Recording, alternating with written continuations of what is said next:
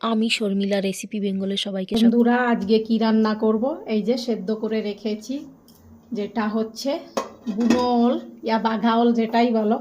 এখানে এই যে রুই মাছ আছে, এখানেই আসছিল বাড়িতে, এই জন্য নেওয়া। আর বাজার করতে গিয়েছিলাম সরস্বতী পুজোর জন্য, তা পেয়েছিলাম ওল। এইবার এই যে আমি কিছু মশলা অয়েলে দিয়ে রোস্ট করে নেব, মানে ভেজে নেব। আর এদিকে আমি মাছও ভেজে নেব, আগে মশলাটা ভেজে রেখে নেব। এইদিকে মশলার ভেতর আছে তেজপাতা, লং, এলাইচি, দালচিনি আর জিরে, ধনে। এগুলো শিলে আমি বেটে নেব। আমার মশলা, রোস্ট করা মশলা শেষ হয়ে গেছে, এই জন্য আমি শিলে বেটে নেব। একটু গরম হয়ে নেব, অয়েল দিয়ে নিয়েছি, গরম হওয়ার পর মাছ ভেজে নেব।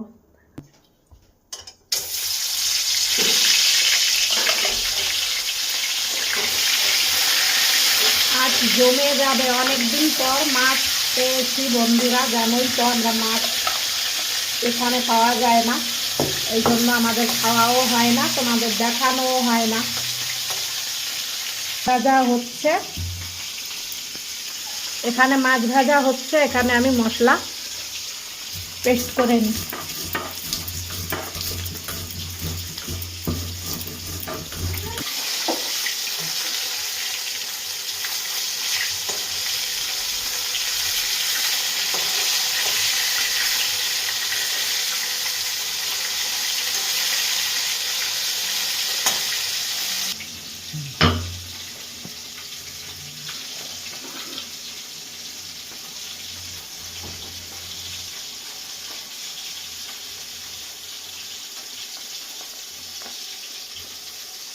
হয়ে গেল আমার মশলা পেস্ট করা। এবার রান্না করে নেব, তাহলে দেখতে থাকো বন্ধুরা। যেটা হচ্ছে তেজপাতা,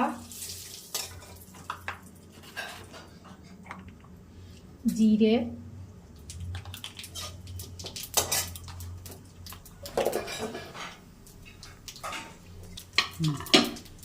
রসুন থেতো করা,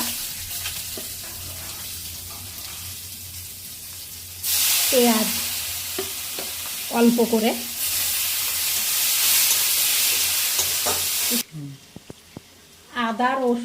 আদা, শুকনো লঙ্কা আর কাঁচা লঙ্কা একসঙ্গে পেস্ট করা।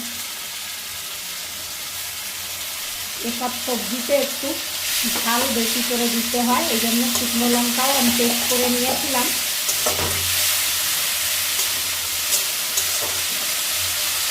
কাঁচা গন্ধ সরে গেলে এই সেদ্ধ করা ওল আছে যেটা দিয়ে নেব। দেখা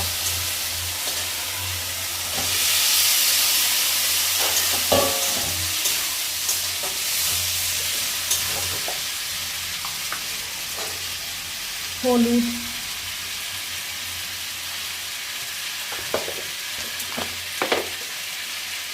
লবণ, বাকিটা পরে দেখে নেব। কাশ্মীরি রেড চিলি পাউডার, একটু টমেটো দিয়ে নেব, কেননা গলা ধরবে। একটু টমেটো দিয়ে নিয়েছি, গলাটা না ধরে এই জন্য। গরম জল করে রেখেছিলাম, সেইটা অ্যাড করে নেব। আর আমি কিন্তু ওলটা সেদ্ধ করার সময় দিয়ে, তার আগে মানে কাট করার পর আমি লবণ আর লেবু মাখিয়ে রেখেছিলাম, লেবুর রস, যেটায় গলাটা না ধরে এই জন্য। এটা কিন্তু আমি নিজেই রেখেছিলাম, তোমরাও রাখতে পারো।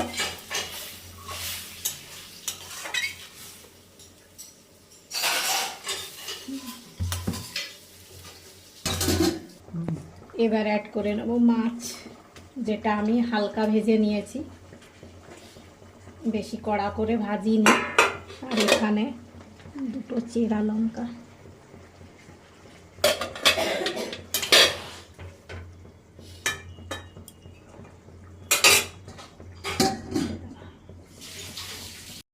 এদিকে কিন্তু আমার রান্না হয়ে গেছে।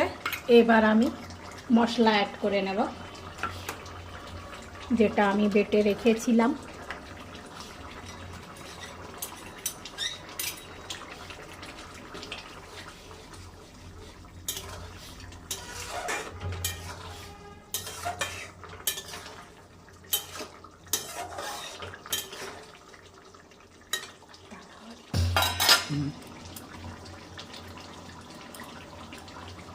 রান্না করে নিয়েছি, কেমন লাগলো রেসিপিটা কমেন্ট করে জানিও।